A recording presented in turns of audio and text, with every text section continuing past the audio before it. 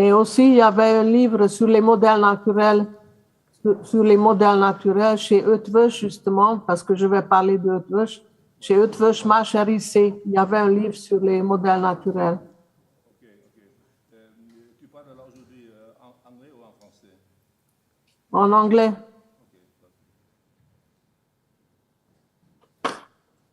Ça va pas être génial, mais je vais essayer. Ça va pas être de très, très haut niveau. Mais...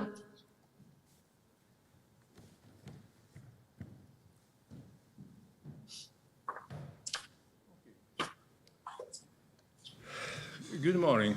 So welcome again. After a very rich day of yesterday, we had an exciting visit to the church and everything fine. So, we continue now. We have the next plenary speech by Márta Grabócz, who is one of the very important scholars in this project since its beginning, I would say. And of course, we speak French with Márta, but I don't know. Maybe she will give her speech in English. However, because if you if you are not quite francophonic, then it might be easier to follow in English. But I want to say a few words about your work, Márta, to present you to this audience.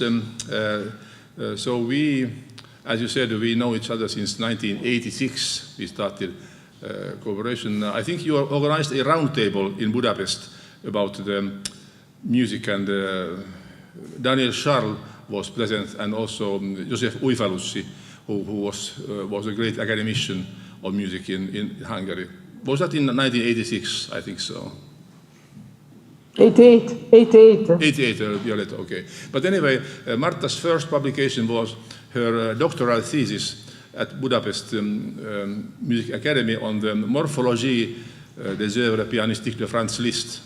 So Márta has figured especially as a Liszt scholar, and this dissertation I got very early as its first edition, but it appeared later in France. What was it was a Keynote publisher, probably so. And then Márta left Hungary for France, definitely, and she got the chair of François Bernard Mache at the University of Strasbourg when Mache was nominated in an academy in Paris. So there was a free place, and so Márta could move there. But Márta is living in Paris, and every week he goes to Strasbourg by train, so rather hard indeed. But in Strasbourg, Márta has created a circle of scholars around her, and she has been very strongly involved in this musical signification, visited several times Imatra congresses and also Helsinki, of course. But then she specialized in narratology, especially. So narrativité musicale has been her major topic, and she has published a lot of books in that series. In that sense, among them, her own book is the collection of essays is Musique, narrativité, signification at l'Harmattan, and then the latest one is very thick volume in which I think some of you are involved.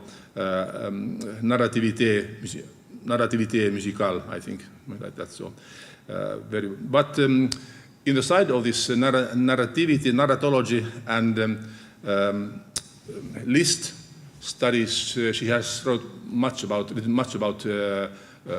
Hungarian music, and especially about Kurtág and many other Hungarian composers as well. That figures. And also there's a book about François Bernard Mache, the French composer, as you know, who has been active also in our group. So Márta is also a specialist of the avant-garde music and musique électronique even, so she has analyzed by her methods. Well, that was to introduce you, Márta, and now we are very eager to listen to your speech, which will be about Hungarian music, yes. Now Miss and Octet by Peter Eötvös, different realizations and musical interpretations of a sound piece after Beckett's radio play, Embers. So you are welcome, Márta. So. Thank you very much, Eero. Thank you very much. And I must tell you that, of course, I greet all of you, and I am very sorry that I cannot be present. and cannot be with you in Barcelona. I am really sorry for that. And I would like to give also a special confession that I chose this subject many time ago. I began working on it since 9 years. In 2013, I began thinking about these works. And at this moment, I think also that it is an impossible task. It is a too hard task. I'm sorry, I confess you just now. But as an introduction, I would like to mention that regarding this series of works of Peter Eötvös, because we are speaking, I shall speak about 5 different works which are originated in Naumis in a version of 1972. That there are 5 other in its globality. We have 5 works beginning in 72, and in this sense, I think about Franz Liszt, because he had the same preoccupation to come back to some works, to some pieces, which he thought very important for him.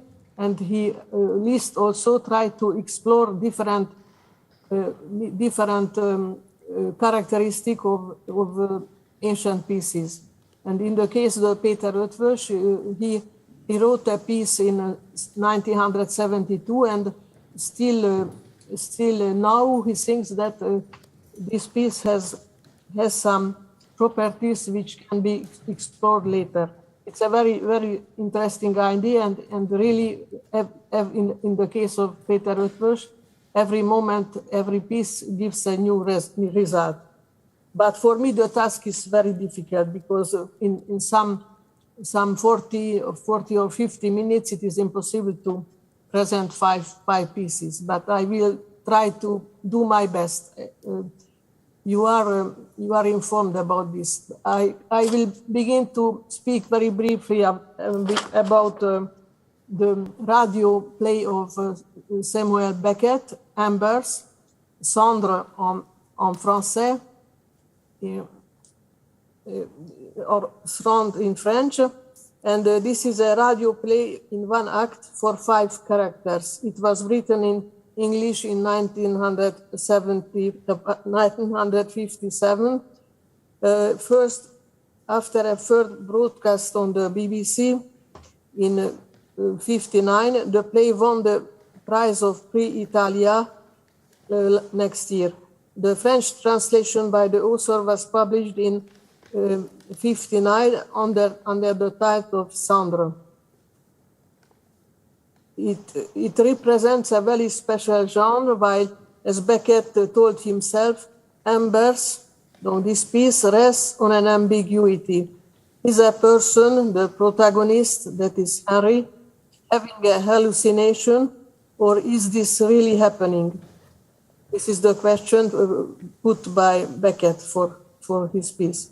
Embers is a reverie of a solitary walker, so frightened of his solitude that he invokes the shadow to keep him company. The play opens with sea sounds in the background, and Henry is walking along the strand while recalling events of his life.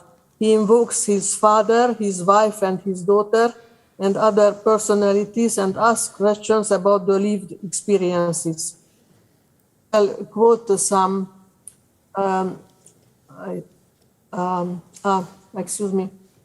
I shall quote some. No, it will. I'm sorry. Here is but I wanted to present.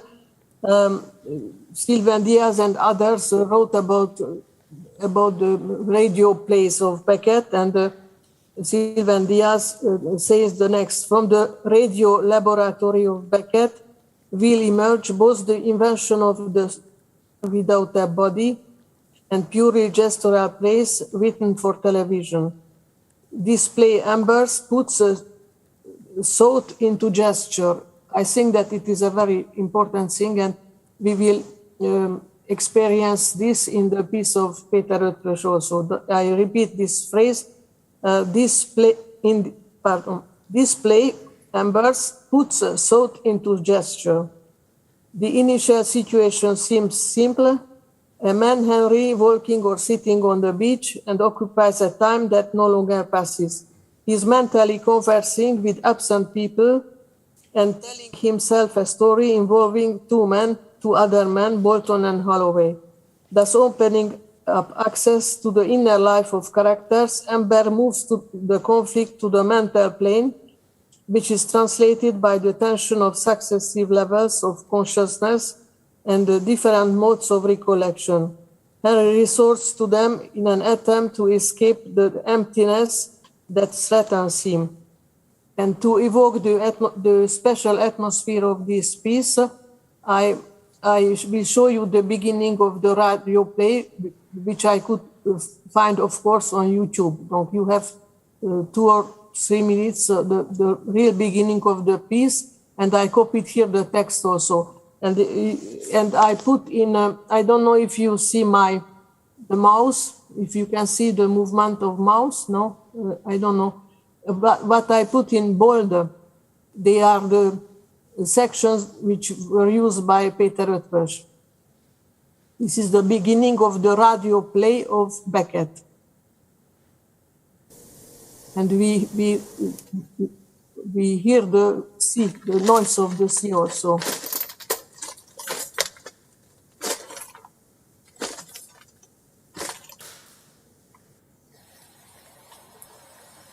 On.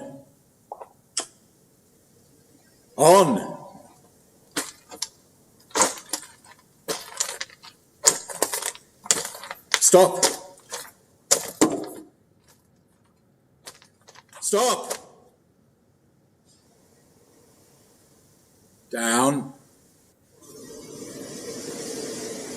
Down.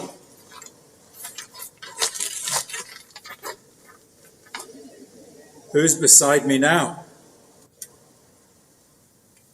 An old man, blind and foolish. My father, back from the dead to be with me. As if he hadn't died. No, simply back from the dead to be with me in this strange place. Can he hear me? Yes, he must hear me. To answer me? No, he doesn't answer me. Just be with me. That sound you hear is the sea. I say, that sound you hear is the sea. We are sitting on the strand. I mention it because the sound is so strange, so unlike the sound of the sea, that if you didn't see what it was, you wouldn't know what it was. Hooves. Hooves.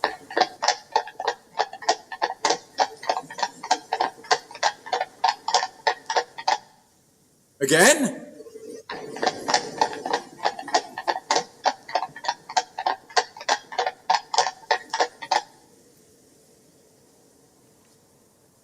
Train it to mark time.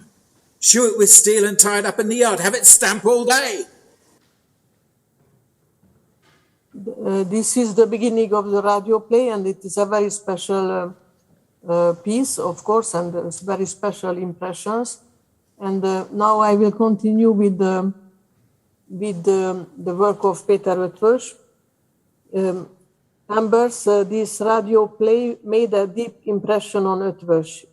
It gave rise to a work in 72, now missed, for violin and organ or synthesizer with a seaside sonic backdrop.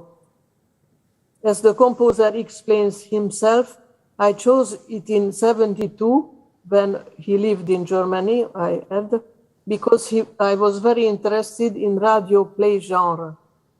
It was a very active genre at that time. Kagel was working a lot in the VDR radio play studio, and I thought that my realization would be considered as a good one in the radio play genre. We played a lot this piece, always in concert, but in a kind of stage situation. For me, it's an essential, a very important piece because it is organized in a very rigorous way, like a chess game, but despite that, I managed to make the characters come alive through the music. I later used it in several of my works, and he mentions Psi, Psychokosmos, Octet, Octet Plus, and so on. There are other works other than I mention here. Thus, he created a sound play after the radio play of Beckett.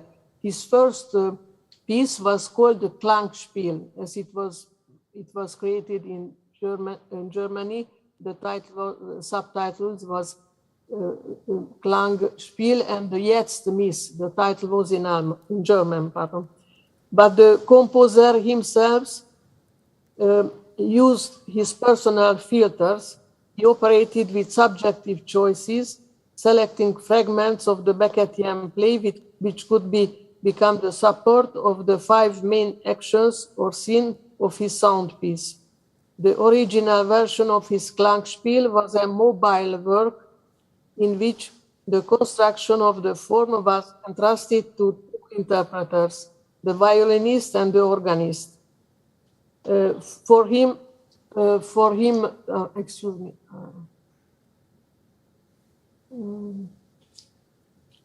the essential element is the parallel between the Beckett's radio play and the musical sound play, the first attempt in 1972 to combine text and music. You will understand this later. The relationship between text and music led him towards the musical theater, towards harakiri, radames, Chinese opera, which then achieved its goal in his opera Three Sisters in 1998. In 2008, 2015 and 17, Peter Eötvös has created 4 other versions of the original work, which consisted of 5 actions, 5 monologues, 5 dialogues, and 1 parallel monologue. The last versions belong to the genre of the so-called absolute music, the Octet of 2008 or the Now Miss of 2017. But it is important to come back to the sources and being able to understand the basis and the motivations for actions and for the enigmatic dialogues or monologues of the last instrumental versions.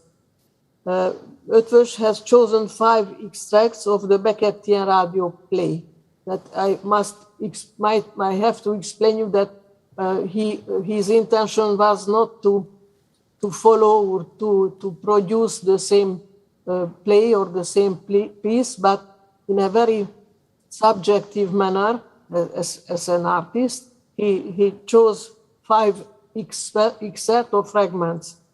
Then that I try to present them here. I explain here that 3 of the 5 fragments have a descriptive or passive contemplative character. For example, I will not read all this. I don't want to read all this, but they are very important for understanding the piece. The first fragment is about the sound of the sea, but a strange sound of the sea. And you will normally we can see, or in the piece there happen some things with the ring modulation and other effects which creates this strange effect. I shall read just the beginning. That sound you hear, that it was read by the actor just now. That sound you hear is the sea. We are sitting on the strand. I mention it because the sound is so strange, so unlike the sound of the sea, that if you didn't see what it was, you wouldn't know what it was. That is a special presentation by Beckett. The effects or the results of this section will come in the dialogues, because as I explained, it is a very important point. There are five actions, 5 monologues and 5 dialogues, but they are organized in a special way in the pieces. The second excerpt is about dark and silence, waiting in the dark, no light, only the light of fire, and no sound of any kind, only the fire, dead silence, and so on. It is difficult to be put in music, but Eötvös had a section. It is a second action which is representing or which is acting the silence. A third fragment is about a very important phrase. Peter Eötvös told me that this is perhaps the essence of the piece. Only one phrase about inability to finish things. I quote it: "I never finished anything. Everything always went on forever." And I just in how to say in a personal way that of course it is all the contrary of the action of Peter Eötvös, who is working all the time, and he is finishing every year one or several pieces, and he is finishing the pieces. It is not his case. But we know artists who has this problem. It is a problem of artists because if we observe the explanation of the Beckett play, some theorists tell that Harry would be a writer, not a successful writer. That is in the background. We arrive now to the 2 other extracts or fragments, which are much more important because they are real actions or real happenings. The fourth is the riding lesson of Eddie, who is the daughter of Harry and Ada, and there is a section with the pronunciation of words, of orders, of indications by the riding master to Eddie. And it has a very important role in the third action of the piece of Eötvös in the different versions. This appears in all the different works, and this is a very important section because even if the text is not pronounced, the music would pronounce, the music would present in a phonetical manner, with the intonation and with the rhythm, the pronunciation of these words. It is very special, and a first realization by Eötvös and perhaps by other composers in 72 of this writing, musical composition. I just put in brackets that François Bernard Mach had the same production in some years before. He put on an orchestral ensemble the reading of a text without the text itself. We arrive now to the 5th fragment, which is a very special quotation from the piece of Beckett. It's a kind of conversation between Ada and Harry, but very, very humorous, as many theorists say. Beckett has a very important layer of humor, and this is a very important part of the Eötvös piece because it's a comical section. It is about the thousands or Jägers in the freshness of the seaside. Just to tell you, I hope you put on your Jägers. Did you put on your Jägers, Henry? what happened, what this was this, I put them on, and then I took them off again, then I put them on again, and then I took them off again, and so on. Have you them on now? I don't know.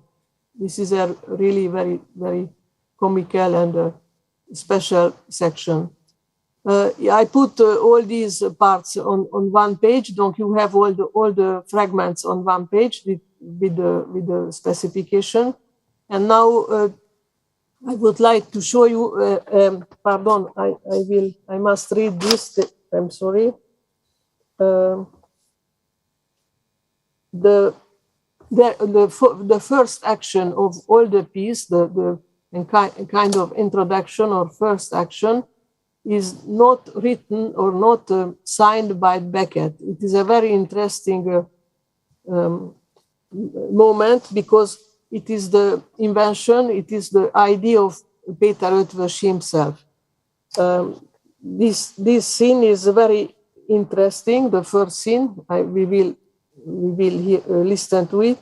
This scene is very interesting as the score explains. The music describes gestures, circular movements produced by the right arm, beginning from left and finishing on the right. You have here above in German and here also in German this indication for the movement, for the gestures of the violinist. Every gesture is followed by 7 seconds silence, a gesture repeated 7 times. This circular movement is a kind of sign on the C side for calling the other person. So, Peter Eötvös had at this moment already this dramaturgical thinking, dramaturgical way of composing, while he invented a scene himself.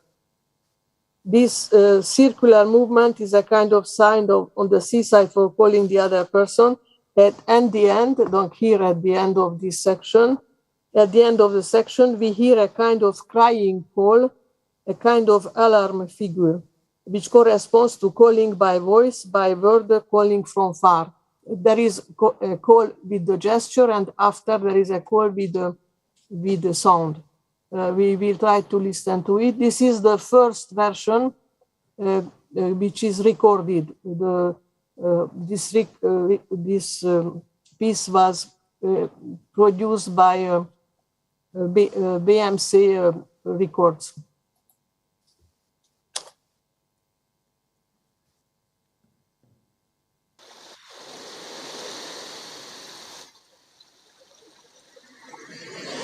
And all the time you have in the piece, you have the C sounds all the time.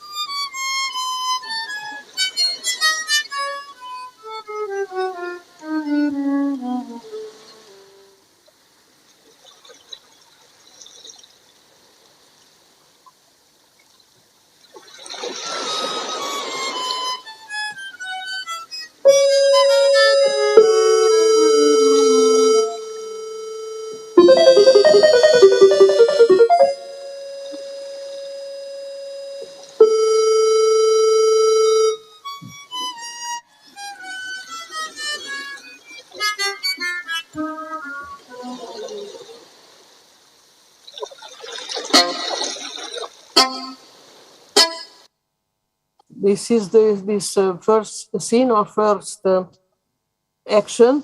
And now I will come to the genealogy, as I call it, the succession of the 5 pieces.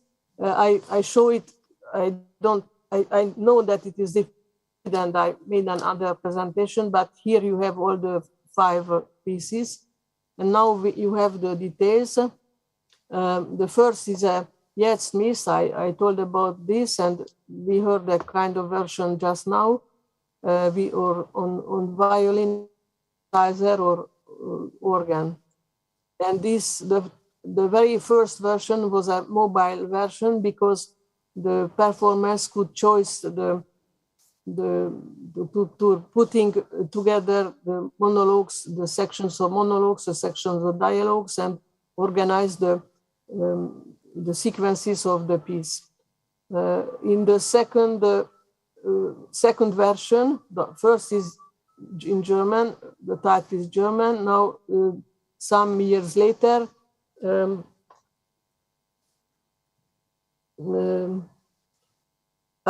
excuse me, I will quote Peter Eötvös for the mobile.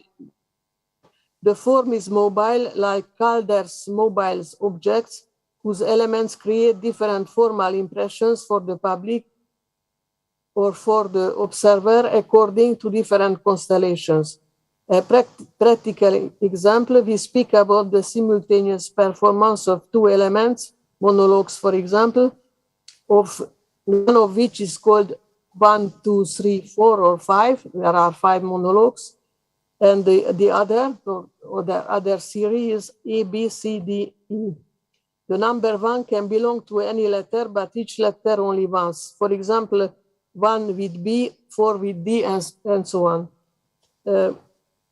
The structure of this work is based on a very precise calculation where the overlay or superposition of harmony and of intervals and the rhythmic density, the dynamic balance, offers a perfect unity in any given formal combination.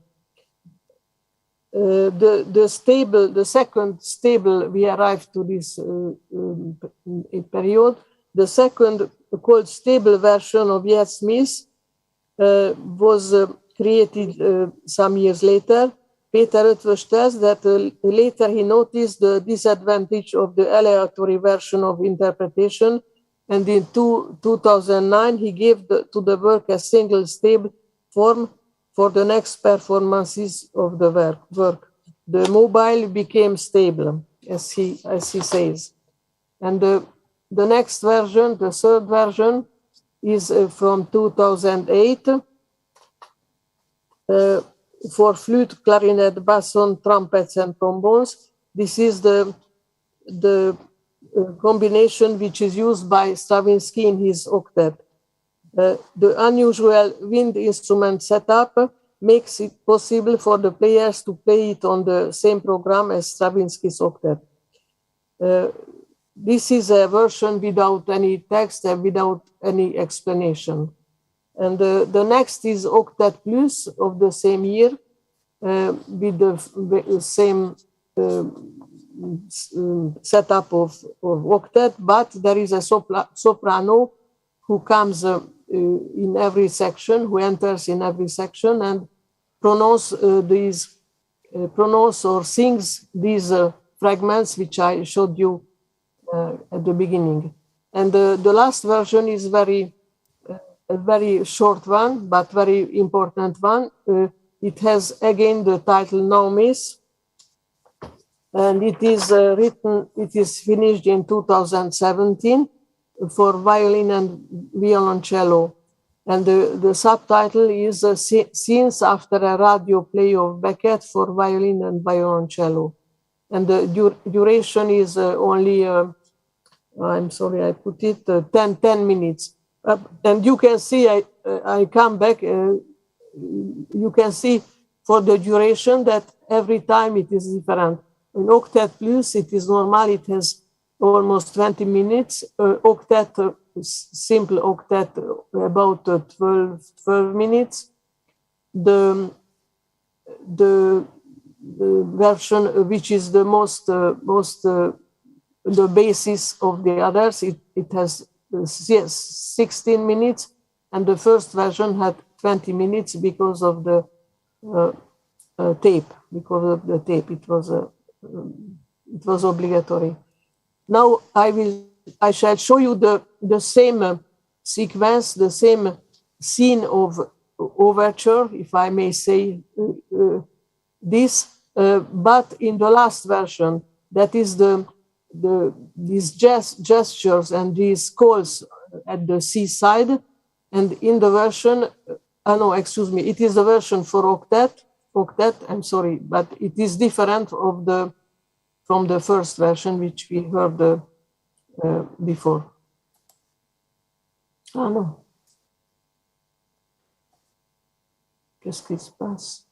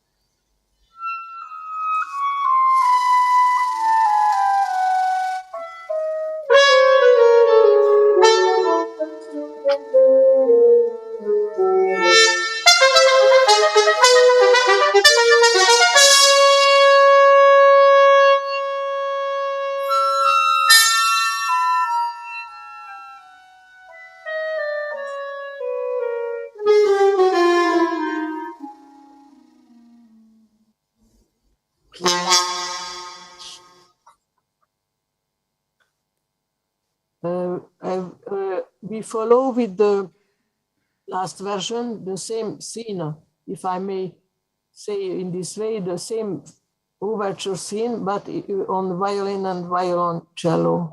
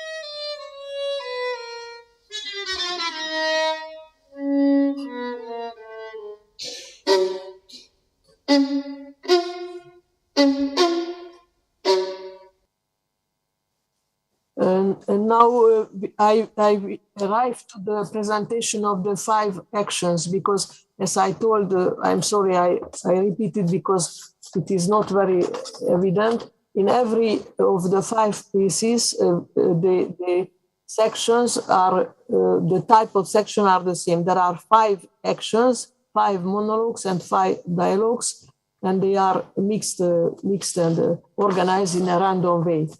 The first action is this section which we listen to it, gestures of greeting and the vocal call on the seaside. The second action is this special one, which is the riding scene.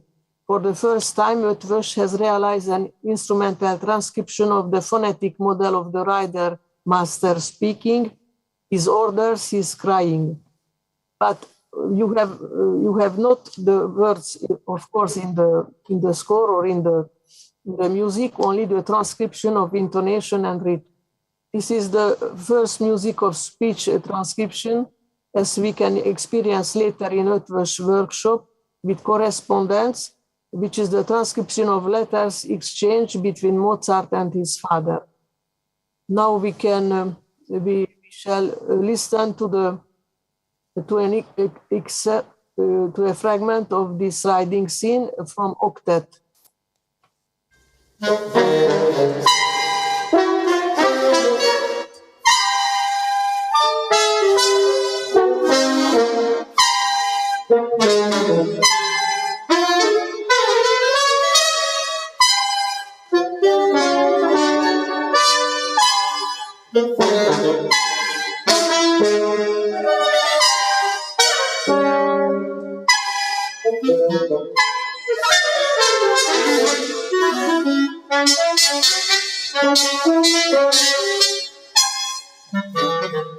I'm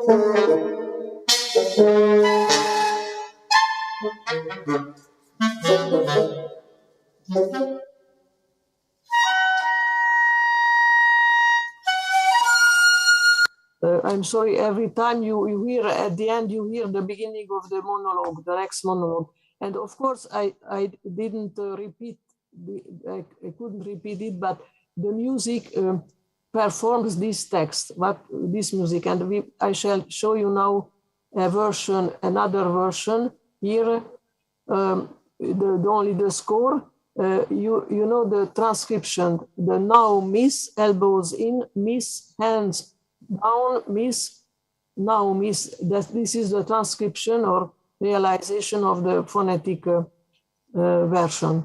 And now I will come back to the first version, because here, only here, you have in the score the text. You know, you have in the score the text which is pronounced by the instruments.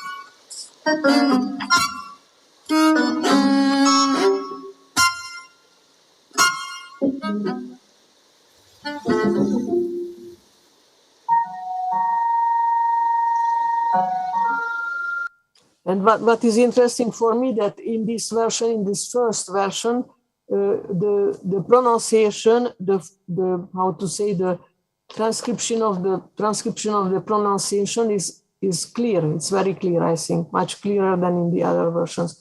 And there is another aspect of this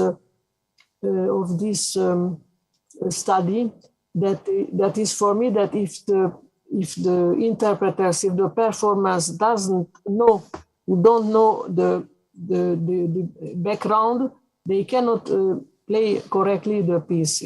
They must know these first versions, I think.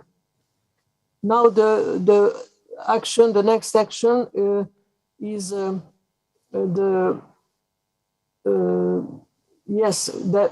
fourth action. It is something which I don't understand very much, but there is no problem.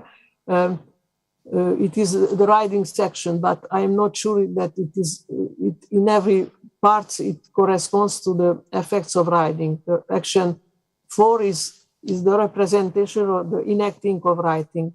And we arrive to the action 5, which is the very end of each piece, almost each piece, in different versions. And this is the conversation, the very strange conversation between Ada and Henry. You have heard the text, and which is a very comic, humorous scene. I will just show one of the versions. Non, pardon. Non, c'est pas bon. Donc, I will show this from Octet Plus with the voice. But I have to find a place. I'm sorry.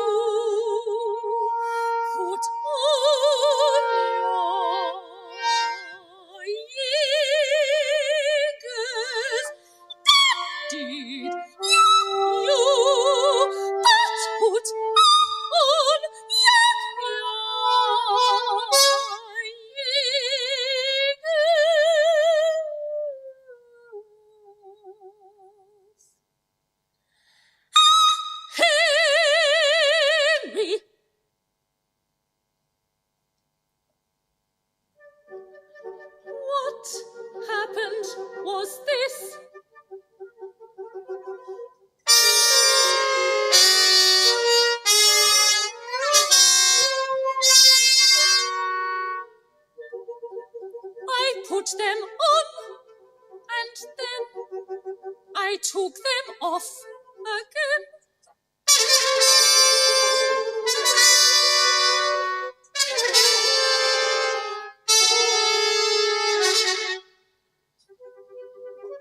And then I put them on again. And then I took them off again.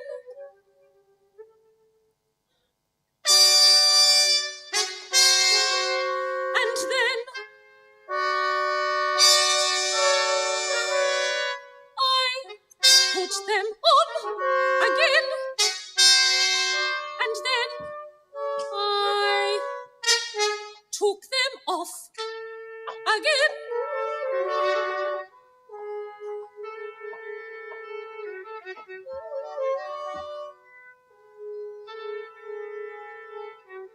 And then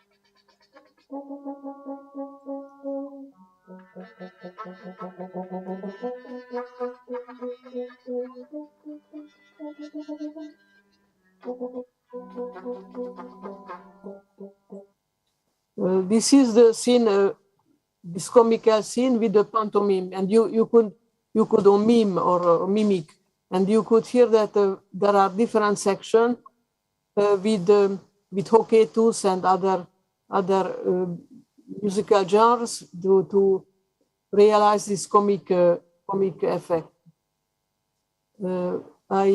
I took this. This is a part of this section in the this is one page of the score. And now to finish, I would like to mention, I arrived to the end now, but it is very interesting that for me, I try to know and try to understand all these pieces. And for me, the most interesting parts are the monologues, because monologue that does mean it means something very special for Eötvös.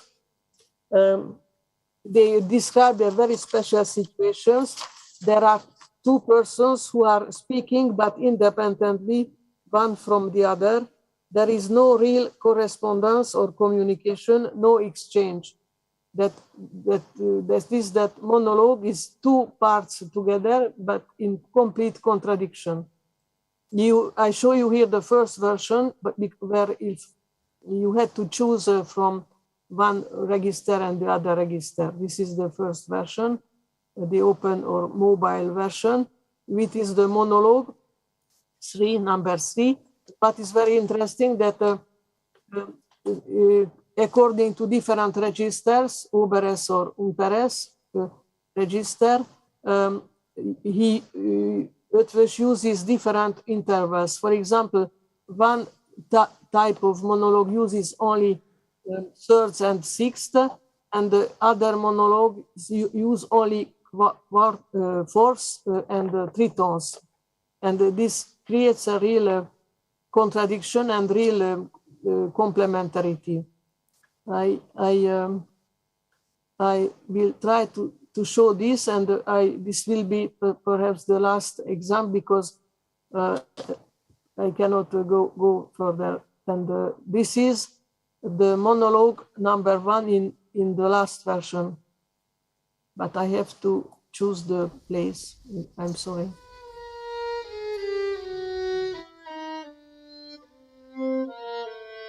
I'm sorry.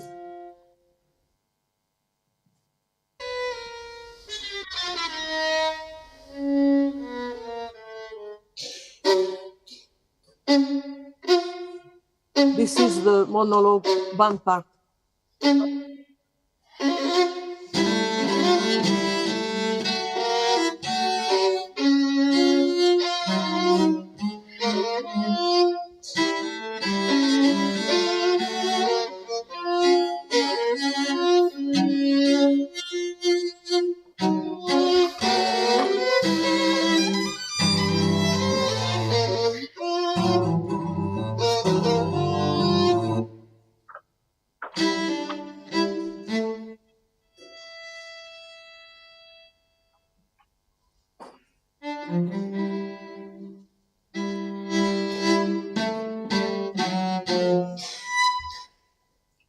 I will stop it now. And what is very important that in every type of monologue section, you have one part which is mechanical, to following ligeti, obstinate or ostinato style, and the other is parlando style that we can discover in all the monologues, superposed or layered monologues, this ambiguity. And of course, the dialogues are of an other nature because they are real conversation one with the other part. And now to finish, I will come back to my initial question, which I put in the beginning. If the last versions of the piece don't communicate the program, what is the guarantee, the security for recognizing the thematic model? Indeed, the music in itself can be enough, I think. Thank you very much for your listening.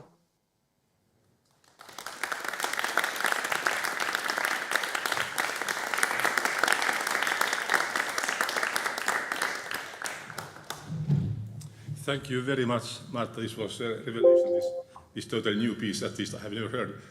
Of course, we would have liked to see also the mimics, but even this was very, very convincing example of Peter Eötvös' style. So now we have some little time for discussion and questions. So that I want to make just one very short comment.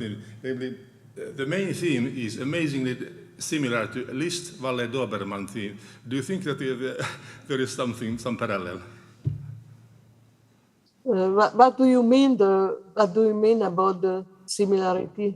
The descending minor line and syncopation. Almost identical. So. Very, very interesting. Very interesting. Which you have studied yourself much. And you are right, because in the Liszt piece there was also a text. There was a pronunciation. Que veux-je, que demander à la nature? Yes. The melody was enacting this speech. You are right. I didn't think about this. Thank you. Is the loneliness of one man in both cases. It's a kind of alienation portrayal. So. But anyway, now you might have questions, please.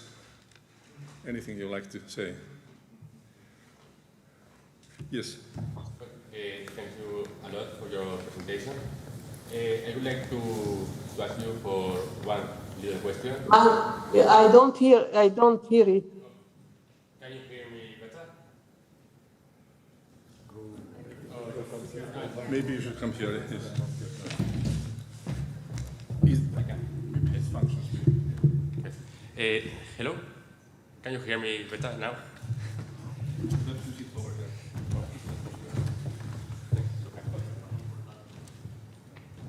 Hello, can you hear me now?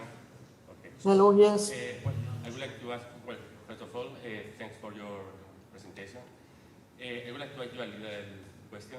In one of the samples that it appeared, the transcription of the version of violin and cello, it was writing for the violin the notes of open strings. I would like to ask you if in any version is there or has been reflected about any kind of scordatura for the score of the violin or the cello, or you can talk or give us information about this concrete aspect. Thanks. Thank you. Thank you. It's a very, very good question, because I couldn't speak about everything, but it is a very important point for the composer, because he wrote the different monologues according to different registers, and the registers have as limits or borders the fa, F, fa, and fa, and that's why violin had to be tuned to fa. You are right. You are right, because there is a very, very strict organization of registers, of sonorities, and this is one point which I couldn't mention. Thank you. Thanks. Of course. Thanks. Thanks. Anything else,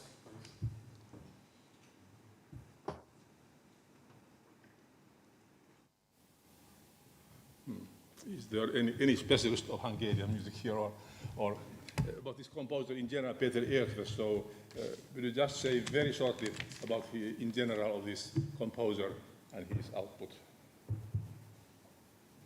Excuse me, I couldn't understand. Is it a question? Excuse me? No, I mean this composer in general. Who is Peter Eötvös, and where is the emphasis of his composing activities? Which kind of works he has written? But it is opera. That's why all this evolution is very interesting, because he arrived to opera, composition of opera composition only in 1998, but all of his other pieces were concerned by the theater, the musical theater, instrumental theater, or other kind of musical theater. That is interesting in this evolution. And actually he is mainly composing theatrical opera pieces, opera works. Thank you. Well, any other comment? Peter Nelson, yes, please. But you have to come here, I'm sorry.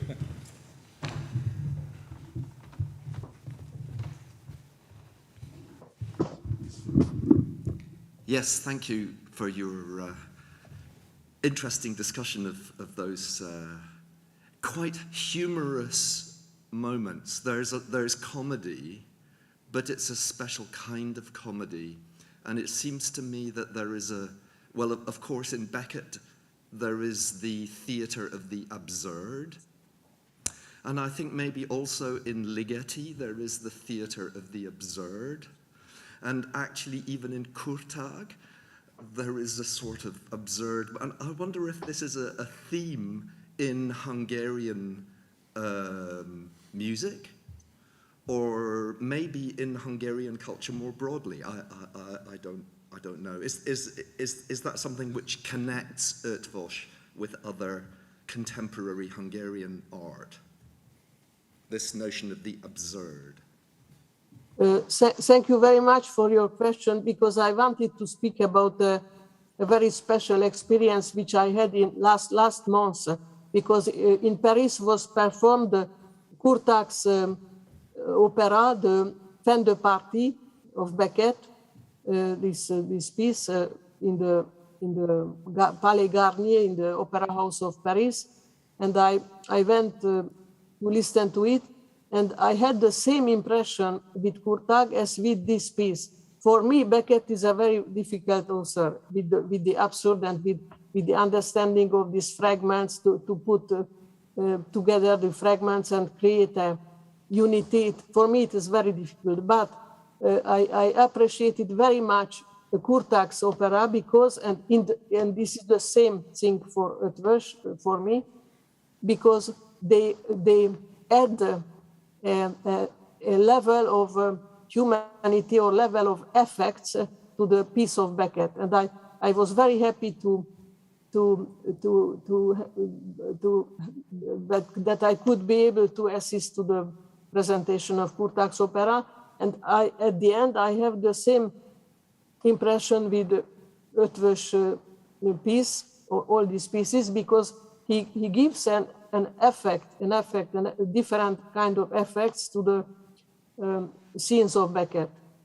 It is my first impression, but your question is much more global, and I have not the possibility to. But it is a very good question. Thank you for it. Very important question. Yes, thank you. Thank you, Peter Eötvös, very much. Well, time is running, but if anything else will be there. At least I have one small methodological point, because you, Márta, you are famous. You are applying the Paris School of Semiotics and Grimal's system. Have you ever thought to analyze this piece by Grimal's notes like débrayage, embrayage, or spatiality, temporality, and actuality? I think it would fit rather well here. It's a difficult question. No, I am how to say. I am happy if I arrive to a level where I understand the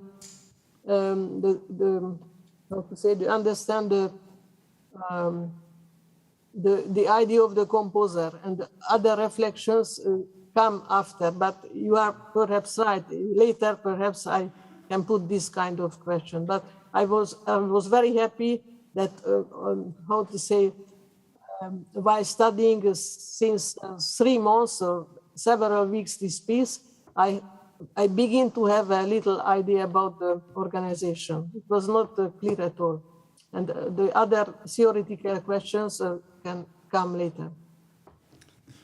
Thank you very much, and I think maintenant c'est le temps de finir. Vraiment, merci Márta beaucoup pour être. Nous avons fait une petite excursion parisienne, mais nous sommes désolés que tu n'es pas présent physiquement ici, mais une autre fois, j'espère vraiment, au futur. Merci infiniment et bravo pour ton ouvrage. Thank you very much.